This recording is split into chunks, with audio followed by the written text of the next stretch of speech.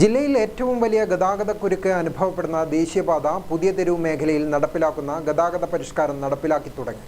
വെള്ളിയാഴ്ച മുതൽ ഫെബ്രുവരി 4 ചൊവ്വാഴ്ച വരെ 5 ദിവസം പരീക്ഷണാടിസ്ഥാനത്തിലാണ് ഗതാഗത പരിഷ്കാരം നടപ്പിലാക്കുന്നത്. ഗതാഗത പരിഷ്കാരവുമായി എല്ലാവരും സഹകരിക്കണമെന്ന് ട്രാഫിക് റെഗുലേറ്ററി കമ്മിറ്റിയും RTOയും പോലീസും അഭ്യർത്ഥിച്ചു.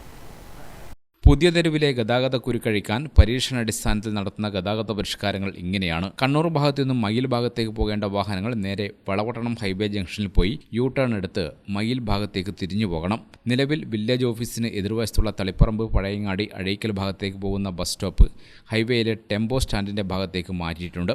പുതിയ തെരുവിൽ നിന്നും മയിൽ ഭാഗത്തേക്ക് നിലവിൽ ഇറക്കത്തിലുള്ള ബസ് സ്റ്റോപ്പ് 50 മീറ്റർ താഴെ ഡെയിലി ഫ്രഷ് സൂപ്പർ മാർക്കറ്റ് മുന്നിലേക്കും മാറ്റി. കണ്ണൂരിൽ നിന്നും വരുന്ന ചെറിയ വാഹനങ്ങൾ പുതിയ തെരുവ് ജംഗ്ഷൻ ഒഴിവാക്കി പള്ളിക്കുളം രാജാസ് ഹൈസ്കൂൾ കടലായി അമ്പലം വഴി ഹൈവേയിൽ കയറേണ്ടതാണ്.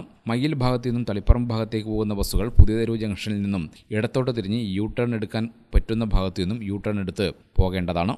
മയിൽ ഭാഗത്തു നിന്നും വരുന്ന സ്വകാര്യ വാഹനങ്ങൾ കഴിവതും കൊല്ലർത്തിക്കൽ റോഡ് വഴി ടോൾ ബൂത്തിലേക്ക് കയറണം. പരിസര പ്രദേശത്തുള്ള ചെറുവാഹനങ്ങൾ കഴിവതും സൗകര്യപ്രദമായ ഉപറോഡുകൾ ഉപയോഗിക്കണം. കക്കാട് നിന്നും പുതിയ തെരുവ് ഭാഗത്തേക്ക് വരുന്ന ബസ് ഒഴികെയുള്ള വാഹനങ്ങൾ സ്റ്റൈലോ കോർണർ വഴി വരാതെ കൊറ്റാളി പൊടിക്കുണ്ട് വഴി ഹൈവേയിലേക്ക് പ്രവേശിക്കണം. ഗ്രാമിക ന്യൂസ്, കണ്ണൂർ.